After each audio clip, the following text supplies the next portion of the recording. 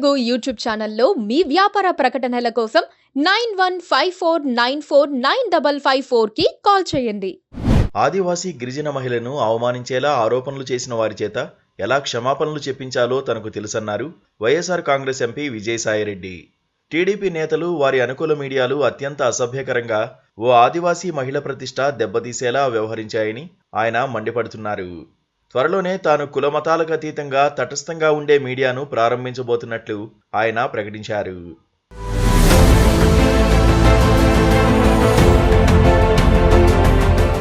ఆంధ్రప్రదేశ్లో దేవాదాయ శాఖ ఉద్యోగిని శాంతిపై ఆమె మాజీ భర్త మదన్ మోహన్ అనుచితమైన ఆరోపణ చేసిన సంగతి తెలిసిందే. తాను అమెరికాలో ఉన్నప్పుడు తన భార్య ఓ రాజకీయ నాయకుడితో కలిసి బిడ్డను కందని మదన్ మోహన్ ఆరోపించారు. ఆ వార్తను టీడీపీ అనుకూల మీడియా ప్రచురించింది. అయితే ఈ క్రమంలో మీడియా ప్రతినిధులు కనీసం తన అభిప్రాయాన్ని తెలుసుకోవడం కానీ తన వివరణ కోరడం కానీ చేయకుండానే వార్తలు ప్రచురించి నిబంధనలకు విలువలకు తిరోధకాలిచ్చారని శాంతి ఆరోపించారు. తనపై వ్యక్తిగత హననానికి దిగడం దుర్మార్గమని ఆమె ఆవేదన వ్యక్తం చేశారు. తనపై టీడీపీ నేతలు మదన్ మోహన్ చేత ఇటువంటి ఆరోపణలు చేయించి తమ అనుకూల మీడియా ద్వారా ప్రచారం చేయించారని విజయసాయిరెడ్డి ఆరోపిస్తున్నారు. విశాఖలో ఆయన మీడియాతో మాట్లాడుతూ ఈ దారుణ ఘటనలో తప్పిదానికి పాల్పడిన ప్రతి ఒక్కరిపైన ఫిర్యాదులు చేస్తానని అన్నారు. మహిళా కమిషన్తో పాటు ఎస్టీ కమిషన్కు కూడా ఫిర్యాదు చేస్తానని అన్నారు. అలాగే పార్లమెంట్లో సభా హక్కుల తీర్మానం ప్రవేశపెట్టి తప్పుడు ఆరోపణలు చేసిన వారి చేత క్షమాపణలు చెప్పించే వరకు వదిలిపెట్టే ప్రసక్తే లేదని విజయసాయిరెడ్డి హెచ్చరించారు. తన కూతురు వయసున్న ఆదివాసీ మహిళతో తనకు సంబంధం ఉందని అంటగట్టిన వారు రాక్షసులే అయి ఉంటారని ఆయన అన్నారు.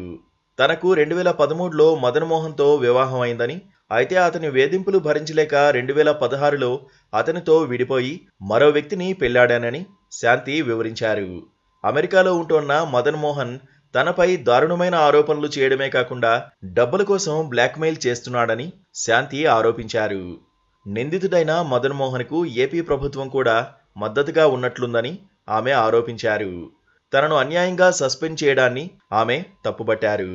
తనపై చాలా కాలంగా టీడీపీ నేతలు విష ప్రచారం చేయిస్తున్నారని విజయసాయిరెడ్డి ఆరోపించారు. తాను గతంలోనే సొంతంగా మీడియా ప్రారంభించాలనుకున్న పార్టీ నేతలు వారించడంతో అప్పట్లో ఆ ఆలోచన మానుకున్నట్లు గుర్తు చేశారు. ఈసారి ఎవరు చెప్పినా వినే ప్రసక్తే లేదని, తటస్థంగా ఉండేలా ఒక మంచి మీడియాని త్వరలోనే ప్రారంభిస్తానని అన్నారు. ఇటువంటి తప్పుడు కథనాలు రాయించి నిరాధార ఆరోపణలు చేసే వారిని తన మీడియా ద్వారా ఎండగడతానన్నారు Vijayasai Reddy.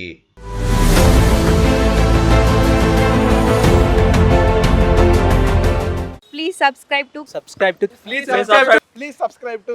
subscribe to KTV Telugu. KTV Telugu. KTV Telugu. KTV Telugu. KTV Telugu. KTV Telugu channel.